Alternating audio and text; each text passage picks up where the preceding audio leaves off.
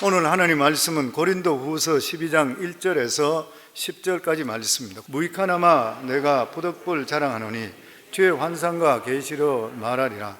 내가 그리스도 안에 있는 한 사람을 아노니 그는 14년 전에 셋째 하늘에 이끌려간 자라. 그가 몸 안에 있었는지 몸 밖에 있었는지 나는 모르거니와 하나님은 아시느니라. 내가 이런 사람을 아노니 그가 몸 안에 있었는지 몸 밖에 있었는지 나는 모르거니와 하나님은 아시느니라. 그가 낙원으로 이끌려가서 말로 표현할 수 없는 말을 들었으니 사람이 가히 이르지 못할 말이로다. 내가 이런 사람을 위하여 자랑하겠으나 나를 위하여서는 약한 것 외에는 자랑하지 아니하리라. 내가 만일 자랑하고자 하도 어리석은 자가 되지 아니할 것은 내가 참말을 함이라. 그러나 누가 나를 보는 바와 내게 듣는 바를 지나치게 생각할까 두려워하여 그만두느라. 여러 계시를 받은 것이 지극히 크므로 너무 자만하지 않게 하시려고 내 육체의 가시 곧 사탄의 사자를 주셨으니 이는 나를 쳐서 너무 자만하지 않게 하려 하심이라. 이것이 내게서 떠나가게 하기를 위하여 내가 3번 주께 간구하였더니 나에게 이르시기를 내 은혜가 내게 족하도다. 이는 내 능력이 약한 데서 온전하여짐이라 하신지라.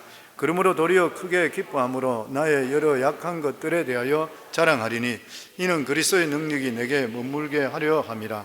그러므로 내가 그리스도를 위하여 약한 것들과 능력과 궁핍과 박해와 공고를 기뻐하노니 이는 내가 약한 것 때에 강함이니라. 아멘. 오늘 말씀의 제목은 영역이란 무엇인가? 라는 그러한 제목입니다. 요즘 한국 넷플릭스 프로그램에 나는 신이다 라는 그 다큐에 JMS의 정명석 그리고 또 만민중앙교회 이재록 목사 아가동산 오대양 사건 줄줄이 계속적으로 다큐로 방영됨을 통해서 많은 사람들이 그것을 보고 공분을 사고 있고, 그리고 또한 이러한 사이비 종교 때문에 생명의 종교인 기독교가 폄하되는 그러한 것들을 들으면서 얼마나 가슴 아픈 일인지를 모르는 것입니다. 그런데 왜 멀쩡히 교육받고 사회적으로 지도층이 있는 그러한 사람들이 이러한 사이비를 믿는 사람이 있느냐 하는 것이에요.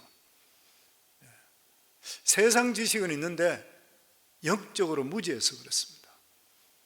세상에 수많은 사람들이 학위도 받고 박사도 되고 똑똑한데도 불구하고 실제로 영적인 데 대해서는 너무나 무지한 그러한 사람들이 많은 것이에요.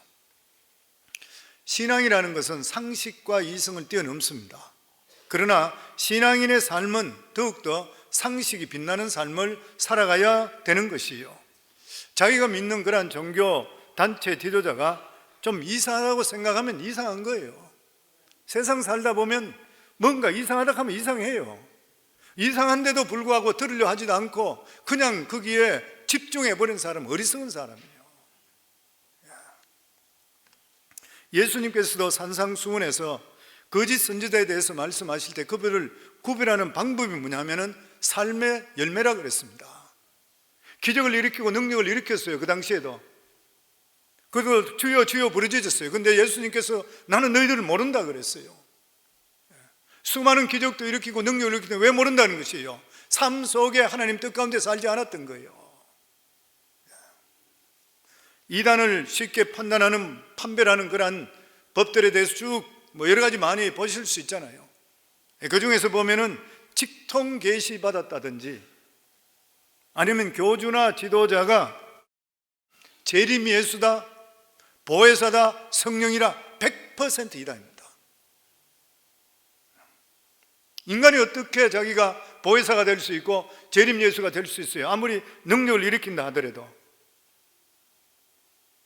저는 유튜브에 잠깐 그런 걸 이런 거 잠깐 봤었는데 하나님이 안 보이면 나를 봐 이런 식으로. 이거는 자기도 지옥 가고 자기를 추종하는 사람도 지옥으로 같이 데려가는 그러한 행위인 것이요. 하와가 타락했던 것이 뱀과 성격인 관계를 맺음을 통해 타락했다 그렇게 가르치면서 피가름이라 해서 교수와 성관계를 맺는 것들, 무지한 영혼들 인생을 완전히 망쳐버리는 것이에요. 세상에 가장 죄질이 나쁜 것은 살인하는 것보다도 영혼을 타락시켜서 멸망시키는 겁니다. 몰몬교든지 통일교든지 여호와의 증인 같은 것에는 성경에 나오는 요한계시록이 끝이 아니라 자기들이 따로 받은 계시가 있다고 해서 경전이 따로 있어요. 몰몬경, 원리강론, 신세계 성경.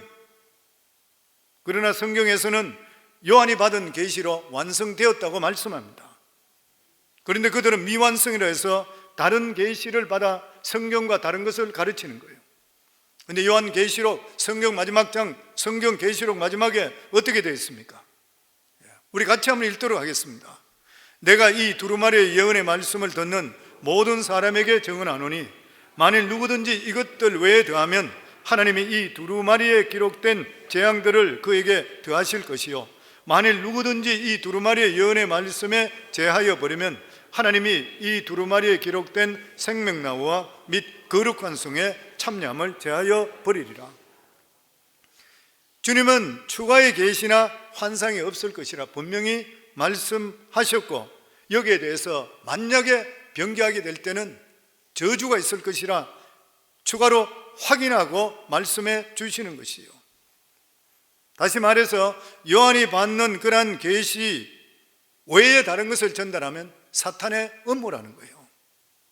사도 바울은 갈라디아 교인에 대해서도 말하기를 내가 전한 복음 외에 다른 복음을 전하면 천사라도 저주를 받을 것이다. 구원받는 것은 오직 내가 길이요 진리요 생명 되신 예수 그리스도 외에 없는 것이요 천지 이 세상에 구원받을 만한 다른 이름을 주신 적이 없다고 했던 것이요. 무슨 뜻인 것입니까? 이 교회의 생명을 좌우하는 것은 말씀의 순수성 그 자체인 것이요. 조금이라도 말씀이 변질되어 버리거나 다른 요소가 섞이게 되면 교회는 금방 병들어 버리고 죽어버립니다. 이미 우리가 받은 말씀 안에는 주님께서 모든 말씀을 다 해 주셨는 것이요. 주님은 성경에 일부를 제하는 자도 결코 거룩한 성에 못 들어가는, 무슨 말이요? 지옥에 간다는 말인 것이요. 구원받을 수가 없다는 것입니다. 이단의 특징이 무엇인 것입니까? 성경의 일부만 가지고 깊이 파고드는 것이요. 이단들 만나보세요. 성경 전체를 보는 이단들이 있는가? 모두 다 한 구절, 두 구절, 구절을 가지고 계속적으로 깊이 들어가요. 성경 전체에서 무엇을 말씀하는가? 이걸 이야기하는 것이 아닌 것이요. 그러니까 자기 스스로 함정을 파는 것입니다. 성경 안에는 무수한 함정이 있는 것이요. 하나님을 두려워하지 않고 교만한 마음으로 계속적으로 연구하는 자는 반드시 이런 함정에 빠지게 되어 있는 것이요. 초대교회 때도 이런 영적 혼란이 있었습니다. 그래서 사도 요한은 모든 영을 믿지 말고 그것이 하나님께 속해졌는 것인지 확인한 후에 믿으라 그랬어요. 요한일서 4장 1절에 보면 사랑하는 자들아 영을 다 믿지 말고 오직 영들이 하나님께 속하였나 분별하라.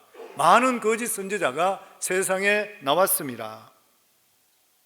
사도 요한이 있을 때 이때의 초대교회에 영지주의 영향으로 인해서 육체를 천하게 여기기 때문에 지식인들은 하나님의 아들이 육체로 온 것을 거부했습니다. 왜냐하면 육체는 더럽다, 악하다 생각했는데 어떻게 하나님의 아들이 육체의 몸을 입고 이 세상에 올 수 있느냐는 것이요.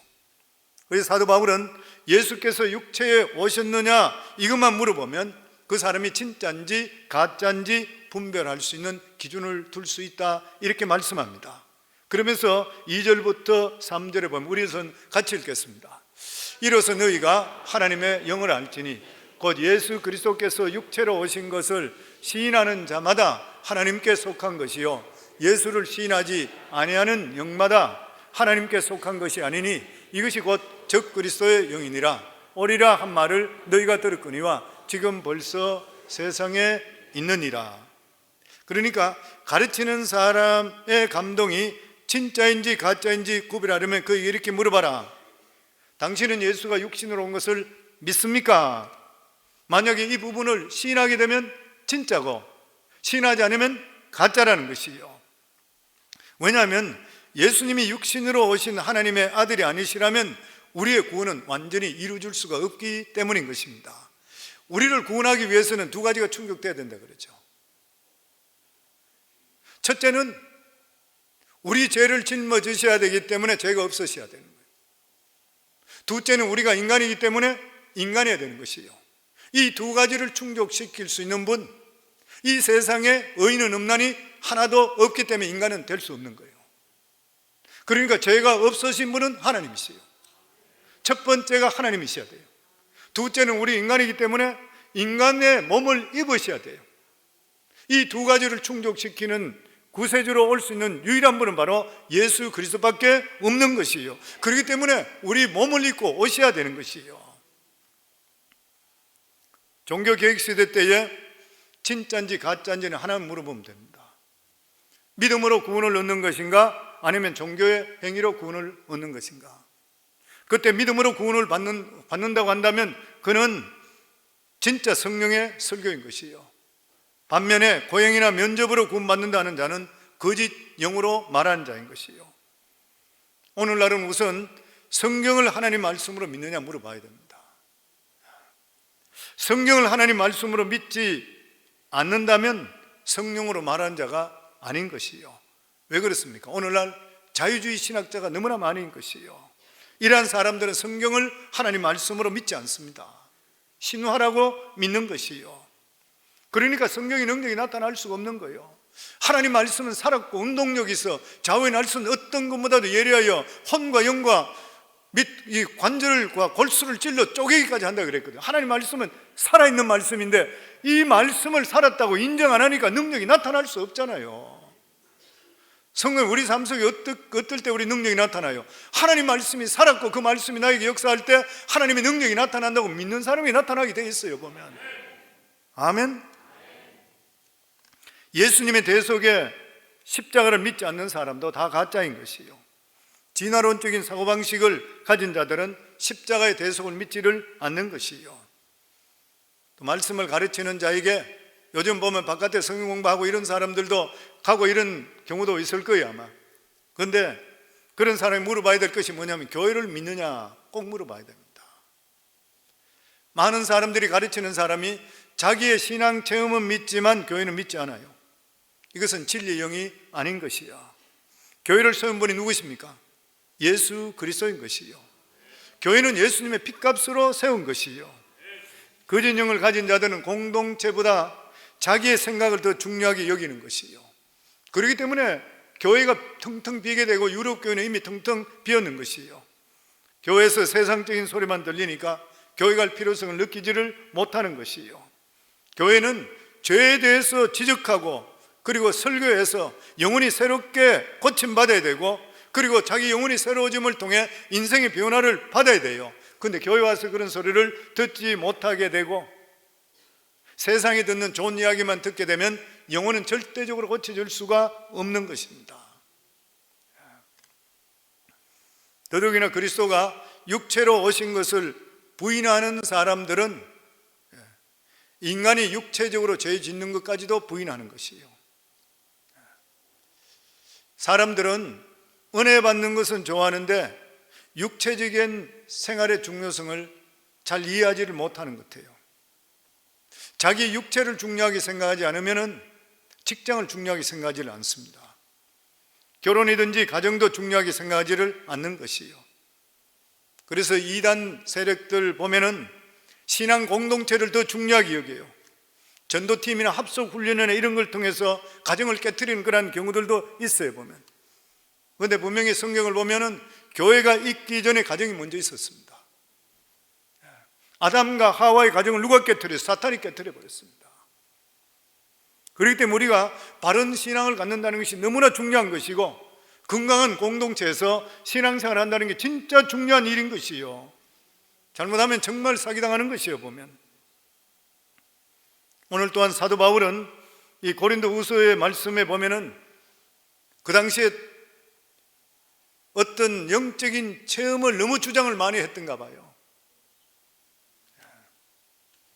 그래서 우리가 하나님 말씀을 받는 것보다 더 중요하게 생각하는 것이 개인적인 영적 체험이라 이렇게 느꼈어요. 고린도 교회는 사도 바울이 개척을 했었습니다. 그리고 나서 떠나 있을 때에 다른 새로운 지도자들이 와서 그들에게 가르치는 것이 하나님 말씀보다도 자기가 느꼈던 이러한 영적 체험 같은 걸 더 많이 가르치고, 그런 것이 없는 사람은 신앙이 없는 것이냐 이렇게 이야기했던 것이에요. 우리들도 여러 신앙인들을 만날 때가 많이 있습니다. 근데 그 사람이 어떤 영성을 가지고 있고 어떤 깊은 신앙을 가지고 있는지 그 모습을 봐서는 알 수가 없는 것이에요. 어떤 사람은 심리의 은사의 전문이라 이런 사람도 있고, 어떤 사람은 귀신을 쫓아내는 그런 전문가라 이렇게 말하기도 합니다. 물론 여러 신비로운 체험 영역이라 할 수 있는 것이죠. 그런데 사도 바울은 오늘 이 말씀을 통해서 우리에게 진짜 영역이 무엇이냐는 거예요. 사도 바울 같이 영적인 체험을 많이 한 사람이 있습니까? 없어요. 근데 이렇게 영적 체험 많이 했는 사도 바울이 이야기하기를 뭐냐면, 진짜 영역이 무엇이냐, 그것은 신비로운 체험하는 것이 영역인 것이 아니라 하나님 말씀을 바로 깨닫고 그것을 실천할 수 있는 능력이 영역이라는 거예요. 사람이 자기 기분이나 감정대로 행동하지 않고 하나님께 주시는 기록된 말씀을 정확하게 해석하고 그대로 살 수 있는 능력이 바로 영역이에요. 그런데 사도 바울은 이 당시에 그게 이미 고린도 교회에 개인적인 어떤 경험을 많이 했는, 영적 경험을 했는 사람들이 사도 바울이 가르치는 것이 그것은 별거 아니라 이렇게 가르쳐 버렸어요. 그러니까 사도 바울은 부득이하게 자기가 경험했던 것을 그들에게 이야기합니다. 편지로 적어 보내는 것이에요. 내가 이 말을 너에게 꼭 할 필요가 없지만 그들이 영적으로 체험했는 것이 마치 그것이 자기가 최고인 양 생각하는데, 정말 영적 체험이라면 나같이 이렇게 체험한 자가 있느냐, 이렇게 체험했는데도 불구하고 내가 되돌아볼 때 진짜로 영역이 뭐냐면, 내 영역을 받고 그 당시에 기뻐 뛰는 것보다 하나님 말씀대로 그대로 체험하고 그것을 내가 실천하며 살아가는 것이 진짜 영역 있는 사람이다. 지금 그 말씀하고 있어요. 고린도후서 12장 1절에 2절에 보면 사도 바울이 이렇게 합니다. 무익하나마 내가 부득불 자랑하노니 주의 환상과 계시를 말하리라. 내가 그리스도 안에 있는 한 사람을 아노니 그는 14년 전에 셋째 안에 이끌려 간 자라. 그가 몸 안에 있었는지 몸 밖에 있었는지 나는 모르거니와 하나님은 아시느니라. 사도 바울은 자기 체험을 이야기하는 것이 무익한 줄 알지만 부득이 해야 되는 이유가 뭐냐면, 너희들이 신비로운 체험에 빠져 있어서 그 사람들 말을 믿고 하나님의 중한 이 귀한 말씀에 대해서 너희들은 중하게 생각하지 않게 되니까, 그리고 내가 하나님께 겪었던 이러한 영적인 체험을 이야기하지 않게 되면 저 사람이 영역이 없게 되니까 이렇게 변명한다고 비웃을 하니까 내가 체험했는 것을 부득이하게 이야기할 수밖에 없다, 그렇게 이야기했어요. 우리가 이것을 보면서 알 수 있는 것이 뭐냐면은, 말씀을 뒷받침해 주기 위해서 말씀 안에 살 때는 하나님께서 우리 삶 속에 영적인 체험을 겪게 만들어도 주시는 것이요. 그런데 사도 바울은 이런 깊은 체험을 해보았지만 모든 것들이 오직 보완되는 것이지 움직일 수 없는 진리는 뭐냐면은 말씀을 실천하는 것이 바로 능력이라는 것이요. 그래서 사도 바울은 진정한 영역이란 하나님의 계시의 말씀, 성경을 정확하게 해석하고 그대로 실천해서 오는 것이라, 이것을 자기가 설명하고 있어요. 그런데 그 당시 사람들은 신과의 직통 계시 때문에 하나님의 주시는 은으로 전달되는 이러한 말씀을 무식하다 생각하고 받아들이지를 않았던 것이에요. 오늘날도 그런 사람들이 있습니다. 하나님 말씀을 소중하게 생각하지 않고 뭐 봤네, 자꾸만 그런 이야기해요. 개인적으로 그런 것을 보는 것은 참 좋아요. 그런데 이것이 하나님 말씀보다 앞서서는 안 돼요. 왜냐하면 개인적인 경험이기 때문에 그래요. 그러면서 사도 바울은 특별한 환상을 보게 되는 것이요, 하늘로 끌려가는 그러한 체험입니다. 사도 바울이 지금 여기 주는 그러한 말씀이 우리가 죽으면 일어나는 그러한 현상입니다. 세 번째 하늘이라고 그랬어요. 랍비들은 7개의 하늘이 있다고 그렇게 믿었습니다. 근데 세 번째 하늘은 의인의 처소 낙원인 것이죠. 그리고 하늘의 세 번째 하늘을 통과해서 하나님의 영광에 이르는 체험을 사도 바울이 했던 것이요. 아마도 그는 누워있으면서 누워있는 자신의 육체를 본 것 같아요. 그래서 그 이야기를 하면서 그는 자신의 몸 안에 있었는지 몸 밖에 있었는지 모른다 그런 거예요. 그런데 아마 이 사람, 우리가 세상을 떠나게 될 때 모습이 그 모습일 것이에요. 몸은 누워있는데 영혼이 빠져나가. 이 죽음이라는 것이 무엇이에요? 육체와 영혼의 분리잖아요. 그런데 사도 바울은 살아있으면서 자기 몸속에 영혼이 몸에서 빠져나가는 것이에요. 그런데 실제로 이런 경험들 많이 하잖아요. 전에 우리 성도님께도 이야기 드렸듯이 텍사스에 있는 의과대학 교수도 자기가 심장마비로 쓰러졌다가 자기 몸이 거기서 영혼이 빠져나왔던 3번이나 빠져나오고 심판대 앞에 섰다가 다시 돌아가는, 그래서 모든 것들 다 자기가 깨어나고 나서 그만둬버리고 전 세계를 다니면서 살아계신 하나님을 증거하는 것. 또 뿐만 아니라 저는 개인적으로 제가 회계 업무를 할 때에 클라이언트 중에 한 사람, 닥터 림이라고, 그분 예수 안 믿던 사람, 나한테 그렇게까지 예수 절대 안 믿는다고 그렇게 이야기하던 사람이 심장마비 3번 오면 3번이나 자기 몸이, 영혼이 몸이 떠나면서 누워있는 자기 모습들을 보고 자기 가족들이 뛰어와서 울고불고 하는 그 모습 보고 의사들이 뛰어오는 그 모습, 간호사들이 뛰어오는 그 모습, 그리고 눈을 떴을 때 그 사람들이 그대로 있는 그 모습, 자기가 위에서 내려다보는 그 모습 정확하게 보고 인생이 완전히 바뀌어버렸죠. 그러니까 사도 바울이 지금 여기서 말씀해 있는 것이 이 세상에도 그렇게 겪는 사람들이 많이 있는 것이요.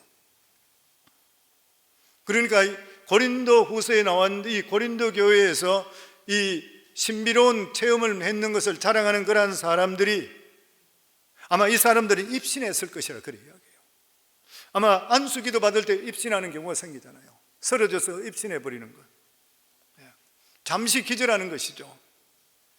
그런데 이것을 사람들은 그 당시에 굉장히 대단한 것이라 생각했어요. 실제적으로 은혜를 체험하는 것이죠. 그런데 그렇다고 해서 입신했다고 해서 하나님을 더 경험하는 것인가요? 더 영역이 뛰어났다고 말할 수는 없는 것이에요. 지금 사도 바울이 말하는 것은 성도가 영광스럽게 죽는 모습과 거의 가까운 것이에요. 그러면 4절에 보면 그가 낙원으로 이끌려가서 말로 표현할 수 없는 말을 들었으니 사람이 가히 이르지 못할 말이리라. 그가 낙원에 가서 체험했고 거기서 엄청스러운 이야기를 들었는데 말로 표현할 수 없다는 것이에요. 어떤 말인지 정확하게 알 수 없지만 세상 언어로는 표현할 수 없는 그런 말이었었다고 하는 것입니다. 그러면서 사도 바울은 나는 이러이러한까지 체험을 했었다. 사도 바울이 지금 현재 그러면서도 내가 자랑하고 싶은 것은 이런 신비로운 체험이 아니라 내가 진짜 자랑하고 싶은 것이 뭐냐면 내가 진리를 깨달은 것이다. 그의 자랑이 뭐냐면 이 세상을 살면서 끝까지 타락하지 않고 주의 뜻을 따를 수 있는 체험을 내가 한 것이라는 거예요. 그러면 5절에서 6절 말씀입니다. 우리 같이 읽겠습니다. 내가 이런 사람을 위하여 자랑하겠으나 나를 위하여 약한 것 외에 자랑하지 아니하리라. 내가 만일 자랑하고자 하여도 어리석은 자가 되지 아니할 것은 내가 참말을 함이라. 그러나 누가 나를 보는 바와 내게 듣는 바에 지나치게 생각할까 두려워하여 그만두느라. 사도 바울은 지금 두 사람을 비교해서 말합니다. 하나는 신비로운 체험을 한 자기 자신, 다른 하나는 약점을 가지고 이 세상에 살아가고 있는 자기 자신인 것이요. 사도 바울은 이 외에도 환상을 참으로 많이 봤습니다.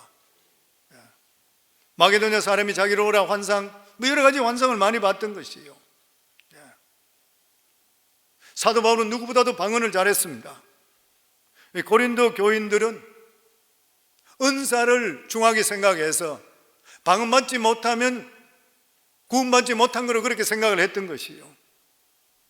그런데 사도 바울은 그들이 자랑하는 이 방언에 대해서도 이야기할 때 방언은 자기의 덕을 세우는 것으로 모든 신령한 것, 교회 덕 세우는 것에 대해서 더 너희들이 사모하라 그랬어요.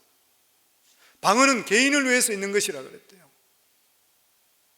고린도서 14장 18절에 보면 내가 너희 모든 사람보다 방언을 더 말하므로 하나님께 감사하므라. 만약 사도 바울이 방언을 못하면서 방언에 대해서 이리나 저리나 이야기할 때는 자격지심이라 생각할 수 있을 것인데 그는 누구보다 잘하면서 어떤 은사보다도 최고 은사는 뭐냐면 덕을 세우는 은사가 최고 은사다. 결론을 내리는 것이에요. 저도 우리 성도들이 그렇게 이야기하잖아요. 저도 방언을 잘하잖아요. 그러니까 성도들에게 방언 기도하라 그래요. 새벽에 와서. 그런데 바로 처음에 방언기도 하지 않는 사람들이 있는 데서 처음부터 너무 크게 함을 통해서 다른 사람한테 불편을 주지 말라는 거예요. 어느 정도 기도하고 나서, 그러고 나서 나중 시간에 계속적으로 1시간 하든 2시간 하든 방언기도 하시라는 거예요. 왜냐하면 하나님이 주시는 엄청스럽게 정말 강구해서 받았던 방언의 기도 얼마나 좋아요. 천상 하나님과 교통하는 일, 하면 할수록 좋은 일인 것이요. 그럼에도 불구하고 모든 것들이 덕스럽게 할 수가 있어야 된다고 하는 것입니다. 그래서 사도 바울은 신비로운 체험을 말하면서 나는 누구보다도 많이 신비로운 체험을 했지만 가장 중요한 것이 뭐냐면 말씀보다 더 중요한 것은 없다, 이 말씀인 거예요. 그러면서 7절 말씀입니다. 같이 읽겠습니다. 여러 계시를 받은 것이 지극히 크므로 너무 자만하지 않게 하시려고 내 육체의 가시 곧 사탄의 사자를 주셨으니 이는 나를 쳐서 너무 자만하지 않게 하려 하심이라. 바울에게 있어서 가장 큰 기쁨과 축복은 환상에 대한 체험이 아니라는 것이에요. 오히려 하나님의 비밀을 깨닫는 것이고 하나님의 진리를 매일 알아가는 것이 너무나도 감사한 거예요. 이것이 얼마나 큰 능력인지, 이 하나님의 말씀이 얼마나 살아있는지, 이 말씀을 들을 때 사람들은 변화되고 사탄은 도망가게 돼 있어요. 어제 오후 시간은 제 아내가 우리 중국부 여성도님들과 모임을 같이 갖고 그렇게 돌아왔습니다. 5시 정도 갔다가 한 8시인가 이렇게 왔어요. 와서 저에게 그런 설교 준비하고 있는데 저에게 그런 이야기 했어요. 우리 중국 여성도님들 17분인가 몇 분인가 이렇게 같이 모였다. 많은 분들이 모였다 그래요. 많은 분들이 모였는데 서로 각자의 여러 가지 이야기들, 신앙에 대한 것, 그리고 또 삶에 대한 여러 가지를 많이 돌아가면서 질문을 하고 그렇게 했는데 너무 좋은 시간을 가졌는데 그분들이 이구동성으로 하는 말이 뭐냐면 저희 교회에 와서 하나님 말씀을 받음을 통해 자기들이 삶이 변화됐대요. 자녀들이 변화되고 자기의 살아가는 모토가 바뀌게 되고 구원의 역사에 진짜 놀라운 일이 벌어졌대요. 다른 교회 가서도 예배 드리는데도 우리 교회 같이 그런 걸 느끼지 못해서 우리 교회를 그렇게 더 좋아한다 그렇게 이야기해요. 하나님께서 그렇게 만들어 주시는가 봐요. 그 왜 그런 것이요? 성령께서 역사하심을 통해 그 사람의 마음대로 터치해 주세요. 그래서 아이들이 여러 가지로 힘든 병도 있고 여러 가지 힘든 게 있는데도 불구하고 어려운데도 불구하고 믿음이 바로 들어가게 되니까 감사하고 계속적으로 기도하고 하면서 애들이 변화되고 고침받고 가정이 새롭게 되는 역사가 나타나요. 성경은 우리가 예수 믿고 구원받고 하나님을 진실로 믿게 되면 반드시 우리 삶 속에 나타나는 것이 변화의 역사입니다. 내 살아가는 삶의 관점이 바뀌게 되는 것이고 지금까지 염려, 걱정, 근심이 있던 것을 주님께 맡기기 시작하면서 주께 주시는 평강이 나에게 넘치게 되어 있는 것이에요. 인상이 바뀔 수밖에 없는 것이고 내 살아가는 삶의 입술의 고백이 바뀔 수밖에 없어요. 아멘. 사도 바울은 그래서 환상은 혼자서 경험하지만 계시의 말씀은 세상에서 절대적인 힘을 가지고 다른 사람을 변화시킨다고 하는 것이에요.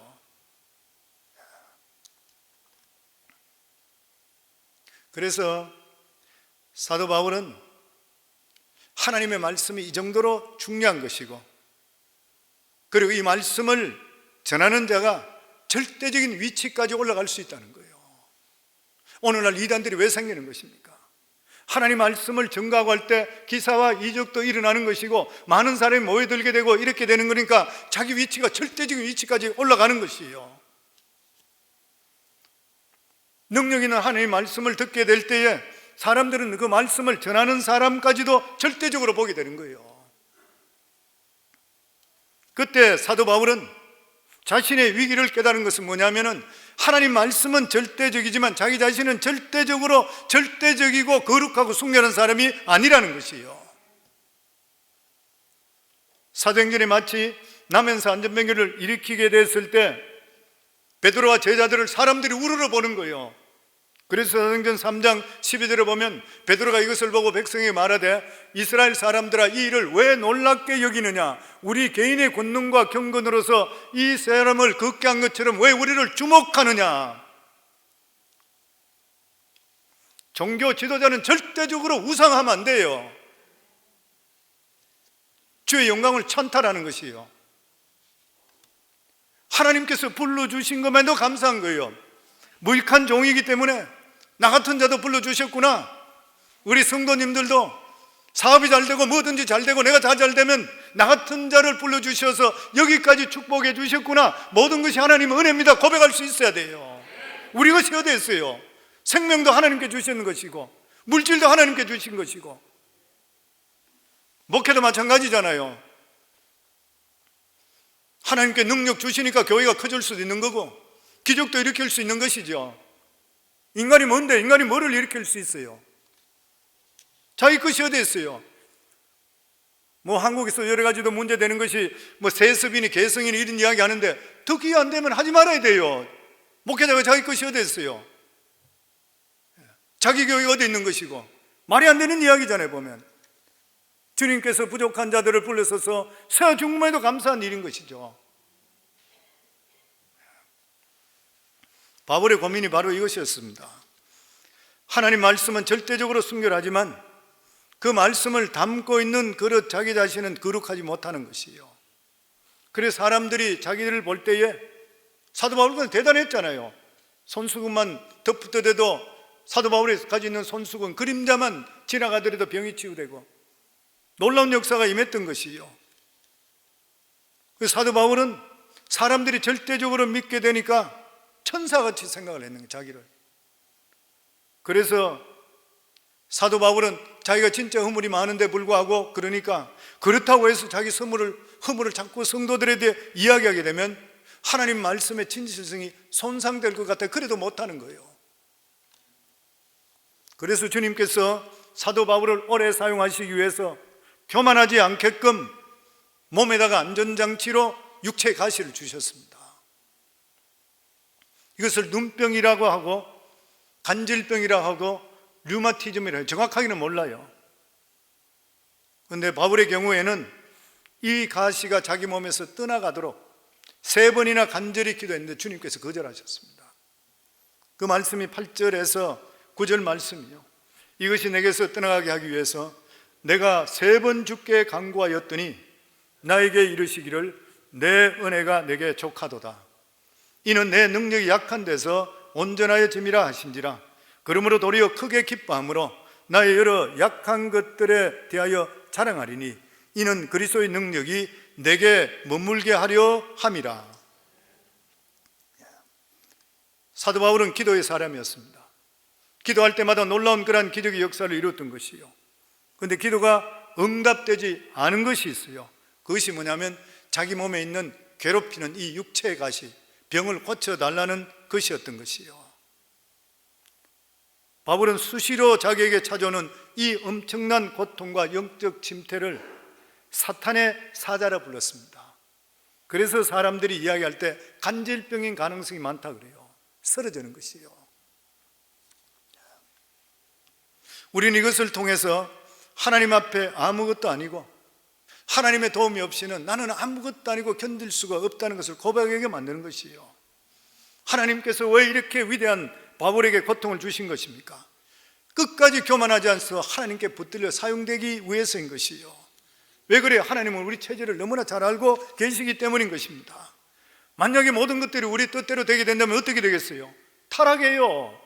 성도님들, 여기 계시는 성도님도 모든 것들이 형통하고 모든 것들이 다 잘 되고 가정도 문제가 없고 자녀도 문제가 없고 사업도 문제가 없고 다 잘 된다 그러면 애절한 마음으로 하나님께 나와 기도한 사람 있겠어요? 없어요.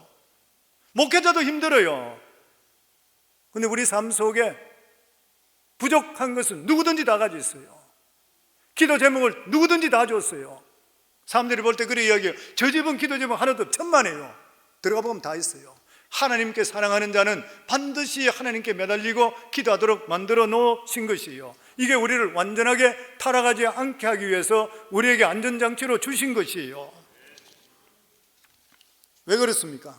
우리가 내 뜻대로 되지 않고 내가 자주 영적 침체에 빠지면서부터 내 자신을 돌아보는 것이에요. 나는 진짜 아무것도 아니라는 것을 깨닫게 되는 것이에요. 보면 내 자신이 혼자 힘으로 무엇인가 할 수 있다는 것 생각하는 사람은 굉장히 위험한 인물인 것이에요. 왜냐하면 교만해서 언제 무너질지 모르는 것입니다. 그래서 우리 그리스도인들에게는 세상 사람들이 이해할 수 없는 모순된 진리가 하나 있어요. 그것이 뭐냐면은 하나님의 은혜를 깨닫게 되면 자신에게 있는 치명적인 약점을 오히려 감사하게 되는 거예요. 그래서 우리가 9절의 10절 말씀 마지막으로 같이 읽겠습니다. 나에게 이르기를 내 은혜가 내게 족하도다. 이는 내 능력이 약한 데서 온전해짐이라 하신지라. 그러므로 도리어 크게 기뻐함으로 나의 여러 약한 것들에 대하여 자랑하리니 이는 그리스도의 능력이 내게 머물게 하려 함이라. 그러므로 내가 그리스도를 위하여 약한 것들과 능력과 궁핍과 박해와 공고를 기뻐하노니 이는 내가 약한 것 때에 강함이라. 기가 막힌 말씀이잖아요. 영역이 뭐예요? 내가 그냥 뭐를 환상을 봤다면 이렇게 뭐 이런 거, 그것도 영역은 될 수 있겠지만 성경적으로 우리에게 진짜 주시는 그런 말씀은 내 능력으로 살 수 없고 하나님 능력으로 살고 하나님 붙듦을 통해 믿음 안에 바로 살아가는 것이 영역이요. 아멘. 바울은 자기에게 있는 육체의 가시가 없어지도록 3번이나 기도한 것에 대해서 예수님께 응답하신 게 뭐예요? 지금 있는 이 은혜가 네게 족하도다. 더 이상 어려움이 없도록 기도하지 말라는 것이요. 왜 그렇습니까? 그렇게 해야만 겸손해서 하나님께 붙어있기 때문에 그것마저 없어지면 너는 교만해서 하나님의 종으로 남아있을 수가 없다고 하는 것이요. 그리스도인의 능력은 얼마나 하나님께 그리고 하나님의 능력을 붙드냐에 나오는 것이요. 인간의 능력은 얼마 못 가서 소진됩니다. 짧은 시간을 보면 사람의 의지가 강하고 집중이 강한 사람이 잘 되는 것 같지만 길게 보면 결국 자기가 의지할 것 하나도 없어서 끝까지 주님을 붙드는 사람이 주의 길을 갈 수 있는 거예요. 그래서 우리 신앙인들은 신앙생활이 긴 마라톤과 똑같은 것입니다. 마라톤은 처음 잘 달린다고 우승하는 것이 아니잖아요. 컨디션을 잘 조절해서 끝까지 달려가야 되는 것이에요. 그래서 우리 그리스도인들은 항상 우리 2가지를 명심해야 됩니다. 첫 번째가 뭐냐면 정직하셔야 돼요. 왜냐하면 정직이 능력입니다. 아멘. 둘째가 겸손인 것이요. 잠언 10장 29절에 보면 여호와의 도가 정직한 자에게는 산성이요 행악하는 자에게는 멸망이라. 그런 이야기가 있습니다. 런던에서 어느 목사가 전차를 탔는 거예요. 표를 구입했을 때 뭐 옛날 오래된 이야기니까 그 전차 운전하시는 기사가 돈을 직접적으로 받고 그 서름돈을 돌려주는 거예요. 그래서 돈을 주고 티켓을 받았는데 자리에 앉아서 보니까 그 서름돈이 상당히 많이 받았는 거예요. 어떻게 내가 이 돈을 많이 받았지? 그래서 이분이 그걸 들고 돌아가서 그분에게 기사 양반, 내가 돈을 이래 냈는데 당신이 돈을 많이 그 서름돈 나에게 많이 줬다고 그렇게 이야기하니까 이 기사가 하는 이야기가 저도 알고 있습니다. 그러면서 하는 말이 뭐냐면 지난주에 목사님 교회 가서 제가 설교를 들었는데 목사님이 정직에 대해서 설교를 하길래 목사님이 진짜인지 제가 보고 싶었습니다. 성도님, 그리스도인은 정직이 보정수표가 되어야 됩니다.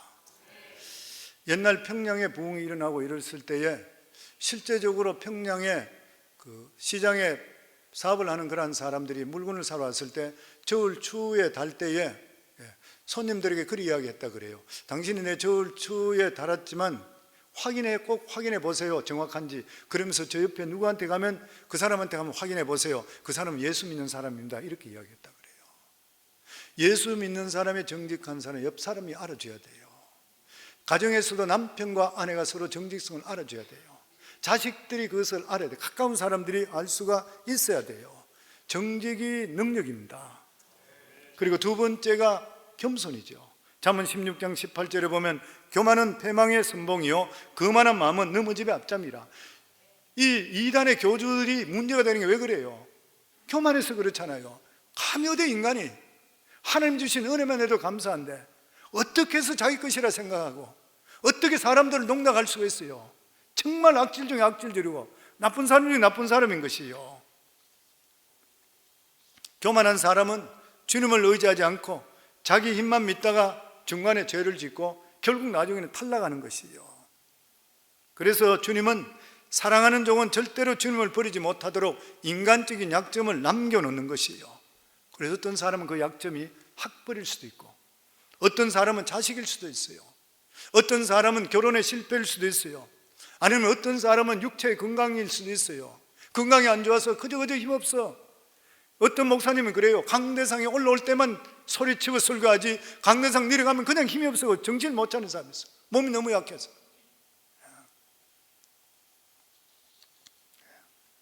하나님께서 이렇게 우리 몸속에, 우리 삶 속에 어려움을 주는 이유가 어떤 것입니까? 네 힘으로서는 절대로 세상을 혼자 승리할 수가 없다. 주님 앞에 가장 위험한 것이 뭐냐면 교만이라는 거예요. 이것을 끊임없이 깨닫게 하기 위해서인 것이에요. 처음에는 그 약점 때문에 잘난 체도 못하고 큰 성공도 거두지를 못해서 불만이었던 것이요. 근데 신앙을 깊이 깨닫게 난 뒤부터, 그리고 주님을 의지하고 나서부터 오히려 그것이 하나님께서 나를 사랑하게 주신 은혜라는 것을 깨닫게 되는 것이에요. 그래서 감사하게 되는 것이에요. 사도 바울은 내 몸속에 있는 이것을 없애면 얼마나 좋아요. 간질병을 생각해 보세요. 수시로 넘어져 보세요. 예전에 우리 집에 일하던 분 한 분이 간질병 걸렸는데 젊은 처녀였는데 수시로 넘어가요. 너무 안타까워. 사람이, 목회자가 수시로 설교하다 나가 떨어지면 얼마나 그게 괴로운 일인 것이에요. 보통 힘든 일이 아닌 것이에요. 그럼에도 불구하고 되돌아보니까 하나님께서 자기에게 안전장치를 내서 네가 교만하지 못함을 통해 하나님 의지하고 하나님 없이는 나는 아무것도 못합니다 할 때에 수명이 길어지는 것이고 하나님께 더 귀하게 쓰임받게 되어 있는 것이에요. 우리 인생도 똑같습니다. 사업이 잘 됩니까? 가정에 문제 없어요? 아니면 딴 일이 돼요? 여러 가지 일 속에 어려움이 있다면 이 어려움을 통해 하나님께 더 가까이 다가가게 하고 내 자신이 교만하지 않게 된다면 그것이 은혜인 줄 믿으시기를 주의 이름으로 축원합니다. 아멘. 인생은 장거리 경주인 것이요, 단거리로 생각하면 얼마 못 가 쓰러지게 되어 있습니다. 그래서 주의 길을 오래오래 가는 사람은 철저하게 자기 자신을 버리고 주님을 의지하는 법을 배운 그러한 사람인 것이요, 이스라엘 백성들이 광야길에서 자기 생각대로 안 돼서 원망하고 불평했던 사람은 광야에서 다 죽었어요. 그러나 광야에서 살아남은 사람은 어떤 사람입니까? 주님이 지시하는 대로 서라면 서고 가려면 가고 이랬던 사람들은 약속의 땅을 차지하게 되었던 것이에요. 그렇기 때문에 우리도 약한 부분을 통해서 주님을 만나고 더욱더 의지하기를 주의 이름으로 축원합니다. 그러면 오래 달릴 수 있게 되어 있는 것이에요. 그리고 진정한 영역이라는 것은 말씀을 정확하게 해석하고 그 말씀대로 살 수 있는 능력이 바로 영역이에요. 그래서 제가 우리 성도님 그렇게 말씀드리죠. 성령 충만한 사람이 누구냐? 말씀대로 사는 사람이 성령 충만이요. 기도 많이 하고 능력 많이 나타나는 것도 성령 충만에 속할 수가 있겠지만, 성경에서 우리에게 진짜 말씀하는 것은 아무리 능력 나타나고 기도 많이 해도 살아가는 삶에 말씀대로 살지 않는다면 그 사람 성령 충만은 아닌 것이에요. 그것이 우리에게 무슨 덕이 될 수 있어요?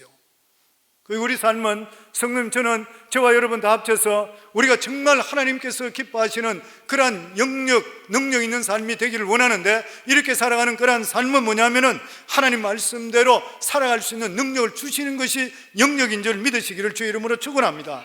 그래서 죽든 말든 하나님 말씀 뜻 가운데 살아가서 하나님의 은혜를 더욱더 체험하며 살아가는 저와 여러분 다 될 수 있기를 주의 이름으로 축원합니다.